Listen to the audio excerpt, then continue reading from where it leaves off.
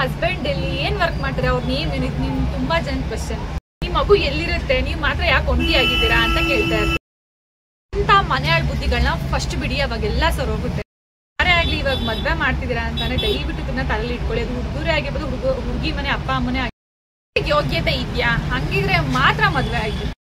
Hi ಎಲ್ರಿಗೂ, welcome back to my channel Aadya jewellery blog. ಎಲ್ರಿಗೂ ಕೂಡ ಗುಡ್ ಮಾರ್ನಿಂಗ್. ಎಸ್, ನಾನು ನಿಮಗೆ ಯಾವ್ದಾರ ಜ್ಯುವೆಲ್ರಿನ ತೋರಿಸಲ್ಲ. ಈ ವಿಡಿಯೋ ಒಂದು ಸ್ಪೆಷಲ್ ವಿಡಿಯೋ ಆಗಿರುತ್ತೆ.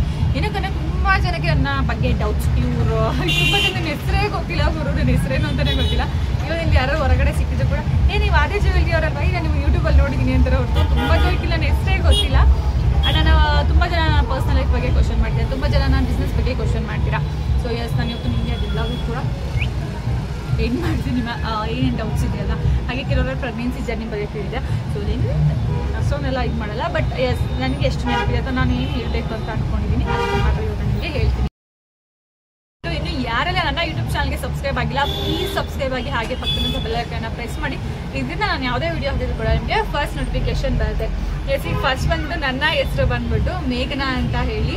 ನಾನು ಇರೋದು ಬ್ಯಾಂಗ್ಳೂರಲ್ಲಿ, ಬ್ಯಾಂಗ್ಳೂರು ಮಾದನಾಯಕನಹಳ್ಳಿ ಅಂತ. ನೆನ್ಮಂಗ್ಲ ಟು ನೀವು ಬ್ಯಾಂಗ್ಳೂರು ಹೋಗ್ಬೇಕಾಗತ್ತೆ, ತುಮಕೂರು, ಚಿಕ್ಕಮಂಗ್ಳೂರು ಈ ಕಡೆಲ್ಲ ಹೋಗ್ಬಿಟ್ಟು ನೆನ್ಮಂಗ್ಲ ಅಂತ ಒಂದು ಊರು ಸಿಗುತ್ತೆ. ಸೊ ಅಲ್ಲಿ ಆನ್ ದಿ ಡೇ ಹೋಗ್ತಾ ಮಾದನಾಯಕನ ಅಂತ ಒಂದು ಸ್ಟಾಪ್ ಇದೆ, ಅಲ್ಲಿ ನನ್ನ ಅಂಗಡಿ ಇರೋದು. ಸೊ ನಾನು ಕೂಡ ಇದೇ ಊರಲ್ಲೇ ಇರೋದು. ಆ್ಯಂಡ್ ನೆಕ್ಸ್ಟ್ ಬಂದ್ಬಿಟ್ಟು ನಿಮಗೇನು ಆದ್ಯ ಜ್ಯುವೆಲ್ರಿ. ಆದ್ಯ ಅಂದರೆ ನನ್ನ ಮಗಳು, ಅವಳನ್ನ ಅಚ್ಚು ಅಂತಲೇ ಜಾಸ್ತಿ ಕರೆಯೋದು, ಆದ್ಯ ಅಂತ ಅನ್ನೋದು ಕಮ್ಮಿ. ಸೊ ಅಚ್ಚು ಅಂತ ಕರೆಯೋದನ್ನ ಅಚ್ಚು ಆದ್ಯ ಜ್ಯುವೆಲ್ರಿ ಅಂತ ಹೇಳಿ ನಾನು ಇಟ್ಟಿದ್ದು. ಫಸ್ಟು ನನ್ನ ಪೇಜ್ ಬಂದ್ಬಿಟ್ಟು MR ಟ್ರೆಂಡ್ಸ್ ಅಂತ ಇತ್ತು, ತುಂಬ ಜನ ಗೊತ್ತು, ಇನ್ಸ್ಟಾಗ್ರಾಮ್ MR ಟ್ರೆಂಡ್ಸ್ ಅಂತ ಇತ್ತು. ಅದಾದಮೇಲೆ ನಾನು ಆದ್ಯ ಜ್ಯುವೆಲ್ರಿ ಅಂತ ಚೇಂಜ್ ಮಾಡಿದೆ ಅಚ್ಚು ಹುಟ್ಟಿದ ಮೇಲೆ. ಆ್ಯಂಡ್ ಎಸ್, ನನ್ನ ಓಲ್ಡ್ ಪೇಜ್ ಇವಾಗಿಲ್ಲ, ತುಂಬ ಜನಕ್ಕೆ ಗೊತ್ತಿಲ್ಲ. ಅದು 35K ಪ್ಲಸ್ ಫಾಲೋವರ್ಸ್ ಇದ್ರು, ಬಟ್ ಇವಾಗ ಅದು ಇಲ್ಲ, ಹ್ಯಾಕ್ ಆಗಿದೆ. ಅದನ್ನ ರಿಪೇರಿಗೆ ಅಂತ ಕೊಟ್ಟಿದ್ದೀನಿ. ಇನ್ನೂ ಅವರು ಅಪ್ಡೇಟ್ ಏನೂ ಮಾಡಿಲ್ಲ. ರೀಸೆಂಟಾಗಿ ಒಂದು ಸಲ ಕಾಲ್ ಮಾಡಿಬಿಟ್ಟು ಅದಕ್ಕೆ ಅವ್ರು ಇಷ್ಟು ಅಂತ ಅಮೌಂಟ್ ಕೂಡ ತೊಗೊತಾರೆ. ಓಕೆ, ಸರಿಯಾಗಿ ನಿಮ್ಮ ಅಮೌಂಟ್ ಕೊಡ್ತೀರಾ ಅಂತ ಕೇಳಿದ್ರು. ಬ್ರೋ, ನೀವು ಎಷ್ಟೊತ್ತಲ್ಲಿ ಫೋನ್ ಮಾಡಿಬಿಟ್ಟು ನನ್ನ ಅಕೌಂಟ್ ನನಗೆ ವಾಪಸ್ ಕೊಟ್ಟರು, ನಾನು ನಿಮಗೆ ಪೇ ಮಾಡ್ತೀನಿ, ಬಟ್ ನನಗೆ ಅಕೌಂಟ್ ಬೇಕು ಅಂತ ಕೇಳಿದ್ದೀನಿ. ಯಾರೆಲ್ಲ ಇನ್ನೂ ನನ್ನ ಹೊಸ ಇನ್ಸ್ಟಾಗ್ರಾಮ್ ಪೇಜ್ಗೆ ಫಾಲೋ ಆಗಿಲ್ಲ, ಪ್ಲೀಸ್ ನನಗೆ ಲಿಂಕ್ ಡಿಸ್ಕ್ರಿಪ್ಷನ್ ಬಾಕ್ಸ್ ಇರುತ್ತೆ, ಪ್ಲೀಸ್ ಹೋಗಿ ಫಾಲೋ ಆಗಿ ಅಂತ ಕೇಳ್ಕೊತಾ ಇದ್ದಾರೆ. ಅದ್ರಲ್ಲಿ ನಿಮಗೆ ತುಂಬ ಜಾಸ್ತಿ ಕಲೆಕ್ಷನ್ಸ್ ನಿಮಗೆ ಅದರಲ್ಲೇ ಸಿಗುತ್ತೆ. ಆ್ಯಂಡ್ ಎಸ್, ಅದು ಬಿಟ್ಟರೆ ಮತ್ತೆ ನೆಕ್ಸ್ಟ್ ಇನ್ನೊಂದು ಏನಂತ, ಫಸ್ಟು ನಾನು ಬಿಸ್ನೆಸ್ ಹೆಂಗೆ ಸ್ಟಾರ್ಟ್ ಮಾಡಿದೆ ಅಂತ ಹೇಳ್ತೀನಿ. ಆ್ಯಂಡ್ ನೆಕ್ಸ್ಟ್ ಇನ್ನೊಂದು ಏನಪ್ಪ ಅಂತಂದರೆ, ಇನ್ನೊಂದು ಮೋಸ್ಟ್ ರಿಕ್ವೆಸ್ಟೆಡ್ ಕ್ವಶನ್ಸ್, ನನ್ನ ಹಸ್ಬೆಂಡ್ ಬಗ್ಗೆ ಕೇಳ್ತೀರಾ. ನಿಮ್ಮ ಹಸ್ಬೆಂಡ್ ಎಲ್ಲಿ, ಯಾಕೆ ತೋರಿಸಲ್ಲ, ಅವ್ರ ಹೆಸರು ಎಲ್ಲಿರ್ತಾರೆ, ಏನು ಕೆಲಸ, ತುಂಬ ಜನ ಕೇಳ್ತೀರಾ. ಅದರಲ್ಲೂ ಕೂಡ ಯಾರು ಕೇಳ್ತಾರೆ ಗೊತ್ತಾ, ನನಗೆ ಗೊತ್ತಾಗಲ್ಲ ಅಂತ ಅಂದ್ಕೊಂಡ್ಬಿಡ್ತಾರೆ. ಇಷ್ಟು ಒಂದು 10 ಕ್ವಶನ್ಸ್ ಈ ಥರದ್ದು ಬಂದಿರುತ್ತೆ ಅಂದರೆ ಅಲ್ಲಿ ಒಂದು 2-3 ಜನ ಯಾರೋ ಅನ್ನೋನ್ ಪರ್ಸನ್ಸ್ ಇರ್ತಾರೆ. ಏನು 7-8 ಜನ ಇರ್ತಾರಲ್ಲ, ನಮ್ಮ ರಿಲೇಷನ್ಸ್, ನನ್ನ ಜೊತೆ ಓದಿದ್ದವರು, ನಮ್ಮ ಏರಿಯಾದವರು. ಸೊ ಇಂಥವರೇ ಇರ್ತಾರೆ. ಅವ್ರಿಗೆ ಗೊತ್ತು ಏನೋ ಒಂದು ಪ್ರಾಬ್ಲಮ್ ಆಗಿದೆ ಅಂತ ಹೇಳಿ, ಆದರೂ ಕೂಡ ಅವ್ರಿಗೆ ಸಮಾಧಾನ ಇಲ್ಲ. ಅದನ್ನ ಕಿತ್ತಿ ಕೇಳಬೇಕು, ಆಲ್ರೆಡಿ ಮುಗ್ದಿದ್ದೀನಿ, ಅದೇನು ಅನ್ಸಲ್ವೇನೋ. ಎಸ್, ಲಾಸ್ಟ್ ವೀಕಲ್ಲಿ ನಾನು ಹೇಳಿರುವಾಗೇನೆ. ಸೊ ಅವರೆಲ್ಲೂ ತೋರಿಸ್ತಾ ಇಲ್ಲ, ಅವ್ರ ಹೆಸರು ಎಲ್ಲೂ ತೊಗೋತಾ ಇಲ್ಲ ಅಂತ ಹೇಳಿದ್ರೆ, ದಯವಿಟ್ಟು ನಾನಂತಲ್ಲ, ಯಾವುದೇ ಹೆಣ್ಮಗು ಆದ್ರೂ ಅವ್ರನ್ನ ಅವ್ರ ಪಾಡಿಗೆ ಬಿಟ್ಟುಬಿಡಿ. ಯಾಕಂದರೆ ಈಗ ನಿಮ್ಮನೆ ಹೆಣ್ಮಕ್ಳಿಗೆ ಏನಾದ್ರು ಈ ಥರ ಪ್ರಾಬ್ಲಮ್ ಆಗಿದೆ, ಯಾಕೆ ಏನಾಯ್ತೆ ಕೇಳಕ್ಕೆ ಹೋಗಲ್ಲ ಅಲ್ವಾ. ಸೊ ನಮ್ಮನ್ನು ಕೂಡ ಅದೇ ಥರ ಅಂದ್ಕೊಂಡು ದಯವಿಟ್ಟು ಬಿಟ್ಬಿಡಿ. ಇಂಥ ಒಂದು ಬುದ್ಧಿನ ದಯವಿಟ್ಟು ಬಿಟ್ಟು ನಮ್ಮ ಪಾಡಿಗೆ ನನ್ನನ್ನು ಇರೋಕೆ ಬಿಡಿ. ಆ್ಯಂಡ್ ಆಲ್ಸೋ ತುಂಬ ಜನಕ್ಕೆ ಇನ್ನೊಂದು ಡೌಟ್ ಏನಪ್ಪ ಅಂತ ಅಂದರೆ, ಕಮೆಂಟ್ಗಳಲ್ಲೂ ಕೂಡ ಬಂದಿರುತ್ತೆ, ವಾಟ್ಸಪ್ಪಲ್ಲಿ ಕೂಡ ಹಾಕ್ತೀರಾ. ಕೆಲವರು ಪದೇ ಡಿಲೀಟ್ ಮಾಡಿ ಅದೇ ಕಮೆಂಟ್ ಹಾಕ್ತೀರಾ. ನೀವು ತಾಳಿನೇ ಹಾಕಲ್ವಲ್ಲ, ನನಗೆ ಕನ್ಫ್ಯೂಷನ್ ಆಯಿತು. ಇದನ್ನ ಏನಂತಾರೆ, ನಮ್ಮ ಕಡೆ ಇದನ್ನೇ ತಾಳಿ ಅಂತ ಅಂತಾರೆ, ನಿಮ್ಮ ಕಡೆ ಅಂತ ಅಂತಾರೆ ಗೊತ್ತಿಲ್ಲ. ತಾಳಿ ಅಂದರೆ ಶೋಕಿ ಮಾಡೋಕ್ಕೆ, ಎಲ್ರಿಗೂ ತೋರಿಸ್ಕೊಂಡು ಶೋಕಿ ಮಾಡೋದಕ್ಕೆ ಅಂತ ಅಲ್ಲ. ನಾನು ಅಂದ್ಕೊಂಡ್ರ ಪ್ರಕಾರ, ನಿಮ್ಮಿಂದ ಏನಂತ ಅಂದ್ಕೊಂಡಿದ್ರೆ ನನಗಂತೂ ಗೊತ್ತಿಲ್ಲ. ಬಟ್ ನಾನು ಅಂದ್ಕೊಂಡ ಪ್ರಕಾರ ತಾಳಿ ಇರೋದು ಶೋಕಿ ಮಾಡೋಕ್ಕಲ್ಲ, ಅದು ನಮ್ಮ ಇದಕ್ಕೋಸ್ಕರ. ಏನು ನಾವು ಮದುವೆ ಆಗಿದ್ದೀವಿ, ಒಂದು ಗಂಡ ಹೆಂಡತಿ ಸಂಬಂಧ ಅಂತ ಏನಿದೆ ಅದಕ್ಕೋಸ್ಕರ ನಾನು ತುಂಬಾ ರೆಸ್ಪೆಕ್ಟ್ ಮಾಡ್ತೀನಿ. ಸೊ ಆ್ಯಂಡ್ ಆಲ್ಸೋ ಅದು ನಾನು ಯಾವಾಗೂ ಹಾಕಿರ್ತೀನಿ, ನಾನು ಯಾವಾಗೂ ತೆಗ್ದಿಡಲ್ಲ. ಅದು ಯಾವಾಗೂ ಒಂದ್ಸತಿ ಚೈಲ್ಡ್ ಏನೋ ಸ್ವಲ್ಪ ಪ್ರಾಬ್ಲಮ್ ಆಗಿದಾಗ 1-2 ದಿವಸ ಆದರೆ ರಿಪೇರಿಗೆ ಅಂತ ಕೊಟ್ಟಿದ್ದಾಗ ಮಾತ್ರ ಇಟ್ಟಿದ್ದೆ ನಾನು. ಅಯ್ಯಪ್ಪ, ಅದಕ್ಕೆ ಏನೇನು ಮಾತ್ರ ಏನೇನು ಕಮೆಂಟ್ಗಳು ನಾನು ನೋಡ್ತಿದ್ದಾಗಂತೂ ನಾನು ತುಂಬ ಸಲ ತೋರಿಸಿದ್ದೀನಿ, ಹಾಕಿರ್ತೀನಿ ನಾನು. ಬಟ್ ಇವಾಗ ನೀವು ನೋಡಿದ್ದೀರಲ್ಲ, ಅದು ಹಿಂಗೆ ಹೋಗ್ಬಿಟ್ಟು ಈ ಥರ ಇದ್ದಾಗ ಕಾಣಿಸೋದೇ ಇಲ್ಲ. ಅದು ನಾನು ಏನು ಮಾಡಿದ್ದೀನಿ, ಇಲ್ಲ ನಾನು ಹಾಕಿದ್ದೀನಿ ನೋಡಿ ಅದು 25 ಸಲ ನನಗೆ ತೆಗೆದು ತೋರ್ಸೋಕ್ಕಾಗಲ್ಲ. ಆ್ಯಂಡ್ ನಿಮ್ಮ ಮನೇಲಿ ನಿಮ್ಮ ಅಜ್ಜಿ ನಿಮ್ಮ ಅಮ್ಮ ಯಾರು ಇದ್ರೆ ಕೇಳಿ, ತಾಳಿನ ಹೊರಗಡೆ ಹಾಕೊಂಡು ನೋಡಿದ್ರೆ ಒಳಗಡೆ ಹಾಕೋ ಅಂತ ಹೇಳ್ತಾರೆ. ಏನಕ್ಕೆ ಅಂತಂದರೆ ತಾಳಿ ದೃಷ್ಟಿ ಆಗುತ್ತೆ ಅಂತ ಹೇಳ್ಬಿಟ್ಟು ಅದೇನೋ ಹೇಳ್ತಾರೆ. ಬಟ್ ನಾನು ಇವಾಗಿನ ಅಂತಲ್ಲ, ಅವಾಗ ಹೊರಗಡೆ ಹಾಕೊಂಡು ತೋರಿಸಲ್ಲ. ಮತ್ತು ಚೈನ್ ಸ್ನ್ಯಾಚರ್ಸೇ ಜಾಸ್ತಿ ಇದು ಮೇನ್ ರೋಡಲ್ಲೇ ಓಡಾಡ್ತೀನಿ ನಾನು. ಅದಕ್ಕೆ ಗೊತ್ತಿಲ್ಲ, ತಾಳಿನ ನಾನು ಶೋಕಿಗೆ ಹಾಕ್ಕೊಂಡಿಲ್ಲ. ಓಕೆನಾ, ಇದು ನನ್ನ ಇದು ಮಾಡ್ತೀನಿ. ತಾಳಿನ ನಾನು ಶೋಕಿಗೆ ಹಾಕೊಂಡಿಲ್ಲ, ತಾಳಿನ ಶೋಕಿಗೆ ಹಾಕೊಂಡಿಲ್ಲ. ಇದನ್ನ 100 ಸತಿ ಬೇಕಾದರೂ ಹೇಳ್ತೀನಿ ನಾನು. ಆ್ಯಂಡ್ ನಾನು ನಿಮ್ಗೆ ಇನ್ನೊಂದೇನಪ್ಪ ಅಂತಂದರೆ ಪ್ರೆಗ್ನೆನ್ಸಿ ಜರ್ನಿ ಬಗ್ಗೆ ಕೇಳಿದ್ರಿ ಅಲ್ವಾ. ಸೊ ನನಗೆ ಪ್ರೆಗ್ನೆನ್ಸಿ ಕನ್ಫರ್ಮ್ ಆಗಿದ್ರು. ನನಗೆ ಡಿಸೆಂಬರಲ್ಲಿ ಕನ್ಫರ್ಮ್ ಆಗಿದ್ದು. ಅಚ್ಚು ಹುಟ್ಟಿದ್ದು ಸೆಪ್ಟೆಂಬರ್ 20 ನನಗೆ ಅಚ್ಚು ಹುಟ್ಟಿದ್ದು. ನನಗೆ ಸಿಸರಿನ್ ಆಗಿದ್ದು, ನಾರ್ಮಲ್ ಡೆಲಿವರಿ ಆಗಿಲ್ಲ. ಮಾರ್ನಿಂಗ್ 6 ಪೇಯ್ನ್ ಬಂದಿದ್ದು ನನಗೆ. ಈವ್ನಿಂಗು 7 ವೆಯ್ಟ್ ಮಾಡಿಸಿ ಇಲ್ಲ ಅವಾಗ ಇಲ್ಲ ಮಧ್ಯಾಹ್ನನೇ ಹೇಳ್ಬಿಟ್ಟು ನಾನು ಪೇಯ್ನ್ ತಡೆಯೋಕೆ ಆಗ್ತಾಯಿಲ್ಲ, ದಯವಿಟ್ಟು ಸಿಸರಿನ್ ಮಾಡಿ ಅಂತ ಕೇಳಿದೆ. ಅವ್ರು ಇಲ್ಲಮ್ಮ ನಿಂಗೆ ನಾರ್ಮಲ್ ಆಗುತ್ತೆ ವೆಯ್ಟ್ ಮಾಡು ಅಂತ ಹೇಳಿ ಆಮೇಲೆ 6 o'clock ಹೇಳಿದ್ರು ಇಲ್ಲ ಸಿಸರಿನ್ ಮಾಡಬೇಕು ಬಟ್ ಬೇರೆ ಕಡೆ ಕರ್ಕೊಂಡೋಗಿ ಅಂತ ಅಂದರು. ಆವಾಗ ಅಣ್ಣ ಇವಾಗ ಎಲ್ಲಿದ್ದಾರೋ ನನಗಂತೂ ಗೊತ್ತಿಲ್ಲ. ಅಥವಾ ಅಣ್ಣ ನನ್ನ ಮುಖ ನೆನಪಿರೋ. ಅವಾಗ ನಾನು ಫುಲ್ಲು ಡುಮ್ಮಿ ಇದ್ದೆ. ಐ ಥಿಂಕ್ 83 kgs ಏನೋ ಇದೆ ನಾನು. ಇವಾಗ ಕಮ್ಮಿ ಇದ್ದೀನಿ, 48 ಏನೋ ಇದ್ದೀನಿ ಇವಾಗ. 83-85 kg ಇದೆ. ಆ ಅಣ್ಣ ಪ್ರೆಸ್ಸಲ್ಲೇನೋ ವರ್ಕ್ ಮಾಡ್ತಾರಂತೆ. ನಾನು ಪ್ರೆಸ್ಸಲ್ಲಿ ವರ್ಕ್ ಮಾಡೋದು. ನನ್ನ ಹೆಂಡತಿ ಬಂದಾಗೆ ಇವರು ಬಂದಿದ್ದು ನಾನು ನೋಡಿದೆ. ನಾವಿಬ್ಬರು ಮಾತಾಡ್ತಾನೆ ಇದ್ವಿ. ಅವಾಗೇ ಬಂದಿದ್ದು ಇವರು. ಏನಕ್ಕೆ ಅವ್ರು ಸಿಸರಿನ್ ಮಾಡಿಲ್ಲ ಅಂದರೆ ಅವ್ರ ವೈಫಿಗಾಗಲೇ 2ನೇ ಮಗು ಗಂಡು ಮಗು. ಸಿಸರಿನ್ ಮಾಡಿ ವಾರ್ಡಿಗೆ ಕರ್ಕೊಂಡು ಹೋಗ್ಬಿಟ್ಟಿದ್ರು. ಬಟ್ ನನಗೆ ಇನ್ನು ಅವರು ವೆಯ್ಟ್ ಮಾಡಿಸ್ತಾ ಇದ್ರು. ಅಷ್ಟು ನಾನು ಫುಲ್ಲು ಲೋ ಬಿ ಪಿ ಆಗಿ ನನಗೆ ಅವಾಗ ಬಂದಿದ್ದು ಲೋ ಬಿ ಪಿ ಇನ್ನೂ ಹೋಗಿಲ್ಲ. ಸೊ ಲೋ ಬಿ ಪಿ ಆಗಿ ನನಗೆ ಅಳಕ್ಕೂ ಕೂಡ ನನ್ನ ಹತ್ರ ಶಕ್ತಿ ಇಲ್ಲ, ಅಷ್ಟು ಸುಸ್ತಾಗಿ ಹೋಗ್ಬಿಟ್ಟಿದೆ. ಅವಾಗ ಅವ್ರು ಹೇಳ್ತಿದ್ದಾರೆ ಬೇರೆ ಕಡೆ ಕರ್ಕೊಂಡು ಹೋಗಿ ಅಂತ ಹೇಳ್ಬಿಟ್ಟು. ಆವಾಗ ಅಣ್ಣ ಬಂದು ನನ್ನ ಮೀಡಿಯಾದವನು ನೀವೇನಕ್ಕೆ ಈ ಥರ ಎಲ್ಲ ಮಾಡ್ತಿದ್ದೀರಾ, ಇವಾಗೇ ಕರೆಸ್ತೀನಿ ನನ್ನ ಟೀಮಲ್ಲಿ ಸರಿ ಇಲ್ಲ, ಹುಡುಗಿಗೆ ಇವಾಗ ಡಾಕ್ಟ್ರ್ ಇಲ್ಲ ಅಂತ ಹೇಳ್ತಾರೆ ತಾನೇ, ಡಾಕ್ಟ್ರನ್ನ ಕರೆಸಿ ನೀವು ಏನಕ್ಕೆ ಬೇರೆ ಕಡೆ ಕರ್ಕೊಂಡು ಹೋಗ್ಬೇಕು, ಬೆಳಗ್ಗೆ ಏನಕ್ಕೆ ಇರಿಸ್ಕೊಂಡಿದ್ರಿ ಅಂತೆಲ್ಲ ಹೇಳಿ ಪಾಪ ಆ ಅಣ್ಣ ನಮಗೆ ಹೆಲ್ಪ್ ಮಾಡ್ತು. ಅಣ್ಣಂಗೆ ಎಷ್ಟು ಥ್ಯಾಂಕ್ಸ್ ಹೇಳಿದ್ರು ಸಾಲದು. ನಮ್ಮಲ್ಲಿ ಇವತ್ತಿಗೂ ಕೂಡ ಆ ಅಣ್ಣ ನಾವು ನೆನೆಸ್ಕೋತೀವಿ. ಅವ್ರು ಎಲ್ಲಿದ್ದಾರೆ ಅಂತ ನಮಗಂತೂ ಗೊತ್ತಿಲ್ಲ. ಸೊ ಅಣ್ಣ ಎಲ್ಲೇ ಇದ್ದೋ ಅವ್ರ ಹೆಂಡತಿ ಮಕ್ಕಳು ಎಲ್ಲ ಚೆನ್ನಾಗಿರಲಿ. Thank you so much. ಇವತ್ತು ನನಗೆ ಆ ಅಣ್ಣನ ಹೆಸರು ಕೂಡ ಗೊತ್ತಿಲ್ಲ. ಆ ಅಣ್ಣ ಡಿಸ್ಚಾರ್ಜ್ ಆಗಿ ಮಗುನ ಕರ್ಕೊಂಡು ಹೋಗೋದಕ್ಕೆ ಮುಂಚೆ ನಾವೇ ಬಂದ್ಬಿಟ್ಟು. ಸೊ ನಾವು ಹೋದಾಗ ಅಣ್ಣ ಇರಲಿಲ್ಲ. ಅವ್ರ ಹೆಂಡತಿಗೆ ಮಗುಗೆ ಬಾಯಿ ಮಾಡ್ಬಿಟ್ಟು ಬಂದಿದ್ವು. ನನ್ನ ಅಣ್ಣನ ಮುಖನೂ ಕೂಡ ನಾನು ಸರಿಯಾಗಿ ನೋಡೇ ಇಲ್ಲ. ಅವ್ರು ಯಾರು ಅಂತ ನನಗೆ ಗೊತ್ತೇ ಇಲ್ಲ. But thank you so much ಅವ್ರಿಗೆ ಹೇಳೋಕ್ಕೆ ಇಷ್ಟಪಡ್ತೀನಿ. ಅಚ್ಚು ಬಗ್ಗೆ ಅಂತ ಅಂದರೆ ಅಚ್ಚು ನನಗೆ ಏನು ಹೇಳಬೇಕು, ನನ್ನ ಲೈಫಲ್ಲಿ ಅವಳು ನನ್ನ ಬದುಕಿಯೋದಕ್ಕೊಂದು ರೀಸನ್ ಅಂದರೆ ನನ್ನ ಅಚ್ಚು.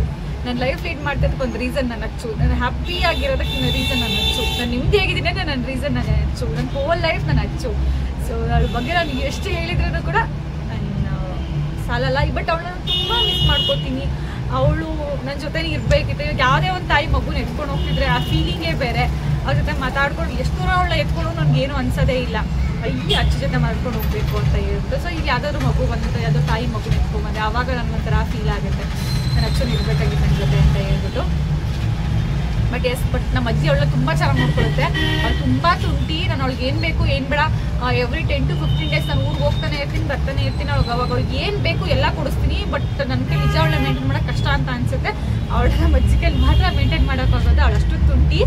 ಬಟ್ ನಮ್ಮ ಅಜ್ಜಿ ಅವಳ ತುಂಬಾ ಚೆನ್ನಾಗಿ ನೋಡ್ಕೋತಾರೆ. ಆ್ಯಂಡ್ ಆಲ್ಸೋ ಅಚ್ಚು ಹುಟ್ಟಿದ ಕೂಡ ಅವಳು ಸ್ವಲ್ಪ ನೋಸ್ ಪ್ರಾಬ್ಲಮ್ ಆಗಿತ್ತು. ಅವಾಗೂ ಕೂಡ ಅವಳನ್ನ ನಮ್ಮ ಅಜ್ಜಿ ತುಂಬ ಚೆನ್ನಾಗಿ ನೋಡ್ಕೊಂಡು ತುಂಬ ಕೇರ್ ಮಾಡಿದರು. ಅದಾದಮೇಲೆ ಅವಳ ಬರ್ತಡೇ ಆಗಿ 3 to 5 days ಅಲ್ಲಿಗೆ ನಾನು ಅವಳಿಗೆ ಫೀಡಿಂಗ್ ಮಾಡೋದನ್ನು ಸ್ಟಾಪ್ ಮಾಡಿದೆ. ಬಿಕಾಸ್ ನನ್ನ ಇಂಟೆನ್ಷನ್ ಇತ್ತು ಇವಳಿಗೆ 1 year ಆದಮೇಲೆ ಇವಳಿಗೋಸ್ಕರ ನಾನು ಏನಾದ್ರು ಮಾಡಬೇಕು. ಇವಳು ಇದ್ದಾಳೆ ಅಂತ ಇವಳ ನೋಡ್ಕೊಂಡು ಕೂತ್ಕೊಂಡ್ಬಿಟ್ಟು ನಾನು ಇವಳಿಗೋಸ್ಕರ ಮುಂದೆ ಏನೂ ಮಾಡೋಕ್ಕಾಗಲ್ಲ ಆಮೇಲೆ ಅಂತ ನನ್ನ ತಲೆಯಲ್ಲಿ ಇದ್ಬಿಟ್ಟಿತ್ತು. ಈಗ ಇವಳಿಗೋಸ್ಕರ ಇವಳು ಬಿಟ್ಟಿದ್ದು ಇವಳಿಗೆ ಏನಾದ್ರು ಮಾಡಬೇಕು. ಇನ್ನೊಬ್ರು ಅಂದರೆ ನಮ್ಮ ಅಪ್ಪ ಅಮ್ಮ ಕಾಸು ಕೊಟ್ಟು ಚೆನ್ನಾಗಿ ನೋಡ್ಕೊತಾರೆ ಅವಳನ್ನ. ಅವ್ಳಿಗೆ ಏನು ಬೇಕು ಕೂಡ ಅವರು ಕೊಡಿಸ್ತಾರೆ. ಬಟ್ ಅದು ನನಗೊಂದಿದೆ ಸ್ವಾಭಿಮಾನ. ಅಮ್ಮ ಬೈತಾ ಇರ್ತದೆ ಏನು ನಿಂದು ಅಂತ ಹೇಳ್ಬಿಟ್ಟು.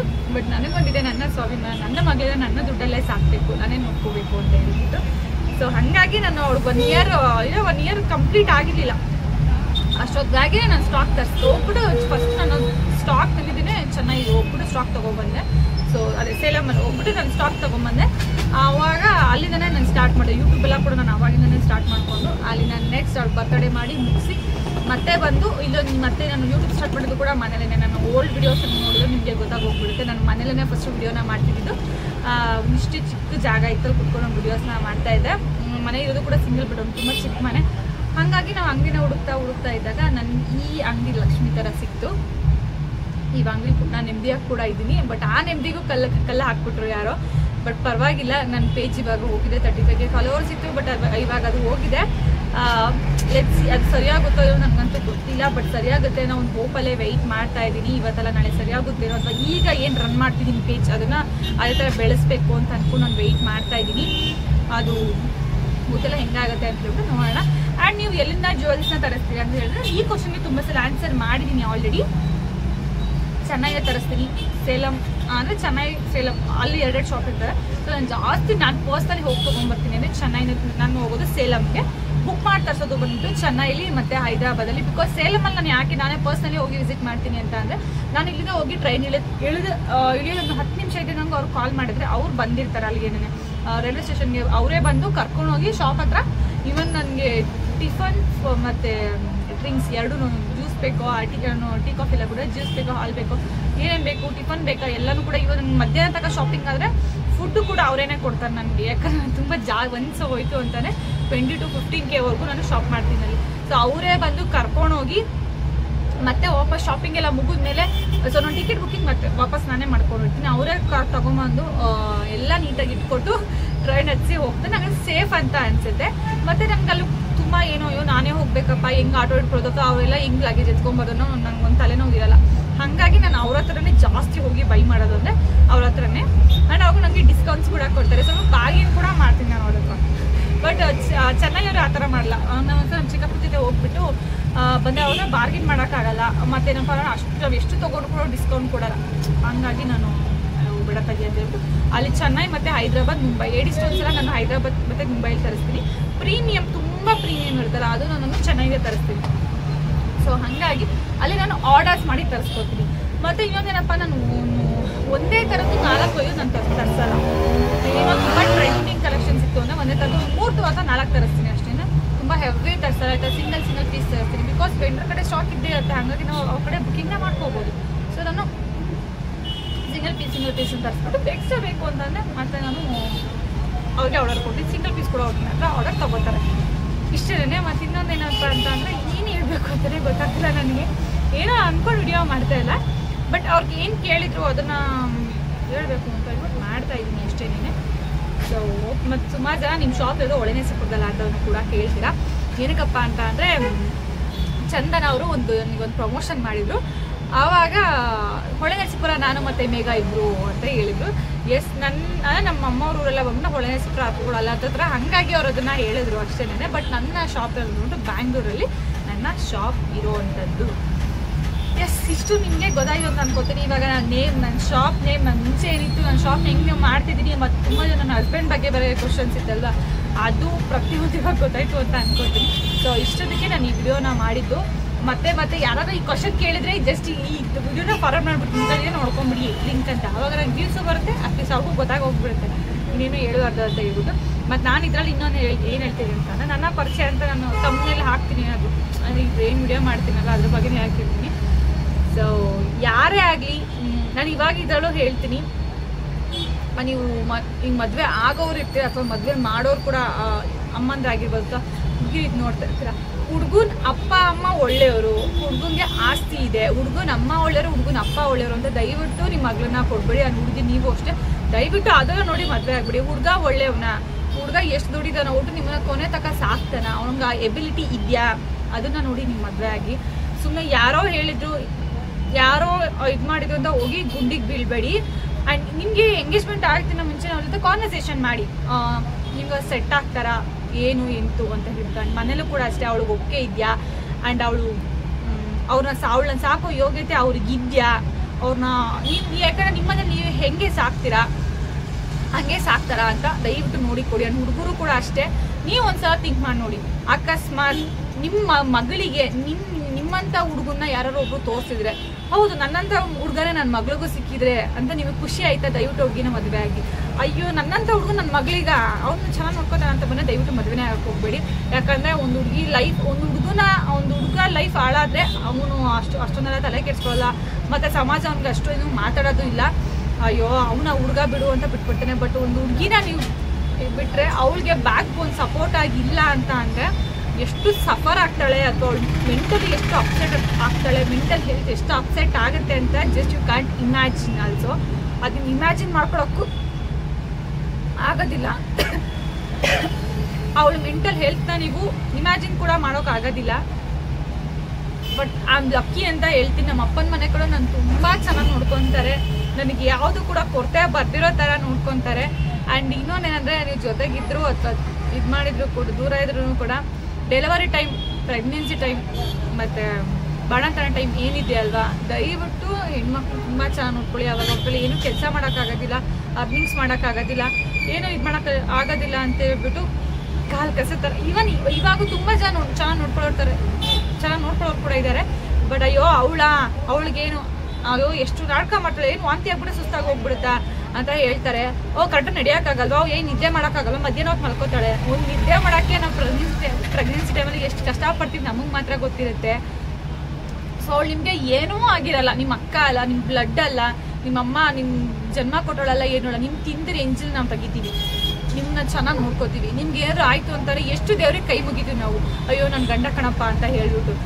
ನಿಮ್ಮ ಮನೆ, ನಿಮ್ಮ ಹೆಸರು ಆ ಮಗು ಹೇಳಿದ್ರೆ ನಾನು ಇಂಥವಳು ಮಗು ಅಂತ ಹೇಳಲ್ಲ, ಇಂಥವ್ನ ಮಗು ಅಂತ ಹೇಳುತ್ತೆ. ಆ ಮಗುನ ನಾವು 9 ತಿಂಗಳು ಹೊಟ್ಟೆ ಇಟ್ಕೊಂಡು ಜೋಪಾನ ಮಾಡಿ ಎಷ್ಟು ಚೆನ್ನಾಗಿ ಸಾಕ್ತೀವಿ. ಅಂಥವ್ರಿಗೆ ನೀವು ಎಷ್ಟು ರೆಸ್ಪೆಕ್ಟ್ ಮಾಡಬೇಕಲ್ವಾ.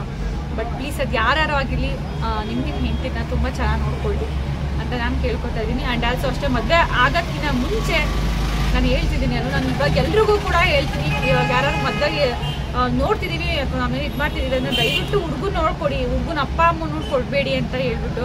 ಬಿಕಾಸ್ ಯಾವುದೇ ಮನೇಲಿ ಆಗಿರ್ಬೋದು, ಹುಡುಗಿ ಅತ್ತೆ ಮಾವ ಸರಿ ಇಲ್ಲ ಅಂದರೂ ಕೂಡ ಅಯ್ಯೋ ಒಬ್ಬರು ನನ್ನ ಗಂಡ ಸರಿಯಾಗಿದ್ದಾನ ಅಂತ ಇದ್ಬಿಡ್ತಾಳೆ. ಬಟ್ ಮನೇಲಿ ಗಂಡ ಸರಿ ಇದ್ದೋ ಅತ್ತೆ ಮಾವ ಸರಿ ಇಲ್ಲ ಅಂದರೆ ಹೆಂಗಾರು ಇದ್ಬಿಡ್ಬೋದು. ಬಟ್ ಮನೇಲಿ ಅತ್ತೆ ಮಾವ ಸರಿಯಾಗಿದ್ದಾರೆ, ಗಂಡ ಸರಿಗಿಲ್ಲ ಅಂದರೆ ಖಂಡಿತವಾಗೂ ಅಲ್ಲಿ ಇರೋಕ್ಕಾಗೋದೇ ಇಲ್ಲ. ಸೊ ನನ್ನಲ್ಲೇ ನಾನು ಅತ್ತೆ ಮಾವ ಸರಿ ಇಲ್ಲ, ಗಂಡ ಸರಿ ಇಲ್ಲ ಅಂತಲ್ಲ, ನನ್ನ ಪ್ರಾಬ್ಲಮ್ಮೇ ಬೇರೆ ಇತ್ತು. ಬಟ್ ನಾನು ಜಸ್ಟ್ ಇನ್ಫಾರ್ಮ್ ಮಾಡ್ತಿರೋದು ಅಷ್ಟೇನೆ. ತುಂಬ ಜನಕ್ಕೆ ಗೊತ್ತಿಲ್ಲ, ಮದುವೆ ಆಗಿ ಹೋಗ್ಬಿಡ್ತಾರೆ. ನನಗಿವಾಗ 22 ಏಜ್, ನವೆಂಬರ್ಗೆ ಅಂದ್ಬಿಟ್ಟೆ 22 ಕಂಪ್ಲೀಟ್ ಆಗಿ 23 ರನ್ನಿಂಗ್ ಆಗುತ್ತೆ.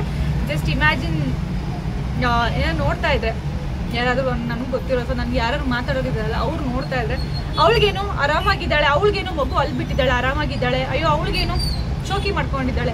ಶೋಕಿ ಎಲ್ಲ ನಾನು ಮಾಡೋಕ್ಕೋಗಲ್ಲ. ಬಿಕಾಸ್ ನಾನು ಏನೇ ಇದು ಮಾಡೋಕ್ಕೂ ನನ್ನ ಅಚ್ಚು ನನ್ನ ತಲೆಯಲ್ಲೇ ಇರ್ತಾಳೆ ಪ್ರತಿಯೊಂದಕ್ಕೂ ಕೂಡ.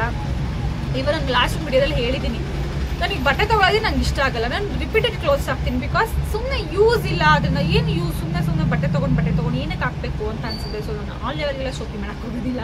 ಸೊ ವಿಡಿಯೋಸಲ್ಲಿ ನೋಡ್ಬೋದು ನಾನು ಎಷ್ಟು ರಿಪೀಟೆಡ್ ಕ್ಲೋತ್ಸ್ ಹಾಕ್ತೀನಿ ಅಂತ ಹೇಳ್ಬಿಟ್ಟು. ನಾನು ಈವನ್ ಹೊಸ ಬಟ್ಟೆ ತೊಗೊಳೋದೇನೆ 4-5 ತಿಂಗಳಿಗೂ ಒಂದ್ಸಲ, ಅಥವಾ ಒಂದು ಟೀ ಶರ್ಟ್ಸ್ ತೊಗೋಬೇಕು ಅಂದ್ರೆ 2 to 3 months ಫುಲ್ಲು ಫೇಡಾಗಿ ಹೋಗ್ಬೇಕು T shirts, daily use T shirt, ಅಲ್ಲಿವರೆಗೂ ನಾನು ತೊಗೊಳ್ಳಲ್ಲ. ಸೊ ನನ್ನ ಇದು ಇಮ್ಯಾಜಿನ್, ನನಗೂ ಕೂಡ ಇವಾಗ 22-23 ಏಜ್, ಇವಾಗ ನವೆಂಬರ್ ಬಂದರೆ 23 ರನ್ನಿಂಗ್ ಸ್ಟಾರ್ಟ್ ಆಗುತ್ತೆ. ನಿಮ್ಮನೆ ಹೆಣ್ಮಕ್ಳಿಗೆ ಈ ಥರ ಎಲ್ಲ ಆಗಿದೆ, ನೀವೇನು ಮಾಡ್ತೀವಿ? ಸೊ ದಯವಿಟ್ಟು ಫಸ್ಟು ಮಾತಾಡೋದನ್ನ ನಿಲ್ಲಿಸಿ, ಆ್ಯಂಡ್ ಮನೆಯ ಕೆಲಸಗಳನ್ನ ನಿಲ್ಲಿಸಿ. ಆ್ಯಂಡ್ ನಾನು ಇದು ಓಪನ್ ಆಗೇ ಹೇಳ್ತಿದ್ದೀನಿ, ಈ ವಿಡಿಯೋ ನೋಡ್ತಿರೋ ನಿಮಗೆ ಹೇಳ್ತಿದ್ದೀನಿ, ಇನ್ನೊಬ್ರು ಲೈಫ್ನ ಹಾಳು ಮಾಡಿ ನಿಮ್ಗೆ ಏನೂ ಸಿಗಲ್ಲ ಅದರಿಂದ. ಅದರಲ್ಲಿ ಅದು ಏನು ಸಿಗೋದು ಅದರಿಂದ ನನ್ನ ಮಕ್ಕಳಿಗೆ ನಂಗೆ ನಿಜವಾಗೂ ಗೊತ್ತಿಲ್ಲ. ಏನು ಗೊತ್ತಾ, ದೇವಸ್ಥಾನಕ್ಕೆ ಹೋಗ್ತಾ ಇರ್ತೀರ, ಹೋಗೋ ಆದಿಲ್ಲ ಇವಳು ಹಾಳಾಗೋಗ್ಲಿ ಅಂತ ಏನಾದ್ರು ನನಗೆ ಕೆಟ್ಟದ್ದು ಬಯಸ್ಬಿಟ್ಟು ನೀವು ದೇವಸ್ಥಾನಕ್ಕೆ ಹೋಗ್ಬಿಡು, ಅಯ್ಯೋ ದೇವ್ರೆ ನಂಗೆ ಗಂಡ ಮಕ್ಕಳು, ಅಯ್ಯೋ ದೇವ್ರೆ ನನ್ನ ಹೆಂಡತಿ ಮಗು ಚೆನ್ನಾಗಿಟ್ಟಿರಪ್ಪ ಅಂತ ಕೈ ಮುಗಿದ್ರೆ ದೇವ್ರನಾಗೂ ದೇವ್ರು ಒಳ್ಳೇದು ಮಾಡಲ್ಲ, ಹಾಳನೇ ಮಾಡೋದು. ನಿಜವಾಗೋದು ಒಳ್ಳೇದು ಮಾಡಲ್ಲ, ಹಾಳೇ ಮಾಡಿದೆ. ಯಾಕಂದರೆ ದೇವ್ರಿಗೆ ನೀವು ಕೈ ಮುಗ್ದಿರ್ತೀರಾ, ಇಲ್ಲಿಂದ ಇವರೆಲ್ಲ ದೇವಸ್ಥಾನಕ್ಕೆ ಹೋಗಿರ್ತೀರ, ನಿಮ್ಮ ಮನೆಯಿಂದ ಎಷ್ಟು ದೂರ ಎಲ್ಲ ನೀವು ದೇವಸ್ಥಾನಕ್ಕೆ ಹೋಗಿರ್ತೀರಾ, ಹೋಗ್ತಾ ಅದು ದಾರಿಲಿ ಅಯ್ಯೋ ಇವಳು ಹಂಗಾಗೋಗ್ಲಿ ಹಿಂಗಾಗೋಗ್ಲಿ, ಅವ್ನು ಹಂಗ್ಸ ಇಲ್ಲಿ ಇವ್ನು ಹಿಂಗ್ಸ ಇಲ್ಲಿ ದೂರ ಆಗಲಿ, ಅವ್ಳು ಮಕ್ಳು ಹಂಗಾಗೋಗ್ಲಿ ಅಂತೆಲ್ಲ ಬೈಕೊಂಡು ದೇವಸ್ಥಾನಕ್ಕೆ ಹೋಗ್ಬಿಟ್ಟು ಅಯ್ಯೋ ಅಲ್ಲಿ ಹೋಗ್ಬಿಟ್ಟು ದೇವ್ರೆ ನಾನು ನಿಂಗೆ ಅಲ್ಲಿಂದ ಬಂದಿದ್ದೀನಿ, ದೇವ್ರೆ ನಿಂಗೆ ಕಾಯಿ ಹೊಡ್ದಿದ್ದೀನಿ, ನಿಂಗೆ ಒಳ್ಳಗೆ ಕೊಟ್ಟಿದ್ದೀನಿ, ನಿಂಗೆ ಅದು ಮಾಡ್ತಿದ್ದೀನಿ ಇದು ಮಾಡ್ತೀನಿ, ನಂಗೆ ಒಳ್ಳೇದು ಮಾಡು ಅಂತ ಅಂದರೆ ದೇವ್ರು ನೀನು ಮಾಡ್ರೆ ಒಳ್ಳೇದು ನೋಡ್ತಿರ್ತಾನೆ. ಹಾಗೆ ನೀನು ರೋಡೋದಕ್ಕೆ ಮಾಡ್ಕೊಂಡು ಹೋಗಿರ್ತಿಲ್ಲ ದರಿದ್ರ ಕೆಲಸ ಅದನ್ನು ನೋಡಿರ್ತಾನೆ. So thank you so much. ಎಲ್ಲ ಕೊರೆಂಟ್ ಅಂತ ವಿಡಿಯೋ ನೋಡಿದ್ರೆ ದಯವಿಟ್ಟು ಸಬ್ಸ್ಕ್ರೈಬ್ ಆಗಿ ಹಾಗೆ ಪಕ್ಕದಂಥ ಬೆಲ್ಲೈಕನ್ನ ಪ್ರೆಸ್ ಮಾಡಿ. ನನಗೆ ಯಾವುದೇ ಥರ ಕ್ವಶನ್ಸ್ ಈ ಥರ ಕಮೆಂಟ್ಸ್ ಬರೋಲ್ಲ ಅಂತ ಅಂದ್ಕೊಂಡಿದ್ದೀನಿ ನಾನು. ಅದಕ್ಕೋಸ್ಕರ ಈ ವಿಡಿಯೋನ, ನಿಮ್ಮ ಕಮೆಂಟ್ಸ್ಗೋಸ್ಕರ ಈ ವಿಡಿಯೋನ ಮಾಡ್ತಾಯಿದ್ದೀನಿ. ಆ್ಯಂಡ್ ಲಾಸ್ಟ್ ಒಂದು ಏನೆಲ್ಲ ಇಷ್ಟಪಡ್ತೀನಿ ಅಂದರೆ, ಒಬ್ಬರು ಲೈಫಲ್ಲಿ ನಿಮ್ಮ ಕೈಲಿ ಕಟ್ಟೋಕ್ಕಾಗಲ್ಲ, ಸರಿ ಮಾಡೋಕ್ಕಾಗಲ್ಲ ಅಂದರೆ ದಯವಿಟ್ಟು ನಿಮ್ಮ ದರಿದ್ರ ಬುದ್ಧಿಗಳನ್ನ ಯೂಸ್ ಮಾಡಿ. ನೀವು ಬುದ್ಧಿವಂತರೇ ಆಗಿರ್ತೀರಾ ಅಂದರೆ ಅದನ್ನು ಒಳ್ಳೆ ಕೆಲಸಕ್ಕೆ ಯೂಸ್ ಮಾಡಿ, ಮನೆ ಹಾಳು ಕೆಲಸಕ್ಕೆ ಯೂಸ್ ಮಾಡಿಬಿಡಿ. ಆ ಥರ ಮನೆ ಹಾಳು ಕೆಲಸ ಮಾಡಿ ಇನ್ನೊಬ್ಬರು ಮನೆಯ ಸಂಸಾರನ ಹೊಡೆಯೋಂಥದ್ದು ಮಾಡಿಬಿಡಿ. ಇಂಥ ಸರಿ ಮಾಡೋಕ್ಕಾಗಲ್ಲ ಅಂದಮೇಲೆ ದಯವಿಟ್ಟು ಒಬ್ಬರು ಅವ್ರ ಪಾಡಿಗೆ ಅವ್ರು ಇರ್ತಾರೆ. ಇಷ್ಟು ಹೇಳೋಕ್ಕೆ ಇಷ್ಟಪಡ್ತೀನಿ. ಮತ್ತೆ ಸಿಗ್ತೀನಿ ನಾಳೆ ಹೊಸ ಜ್ಯುವೆಲ್ರಿ ಕಲೆಕ್ಷನ್ ಜೊತೆ.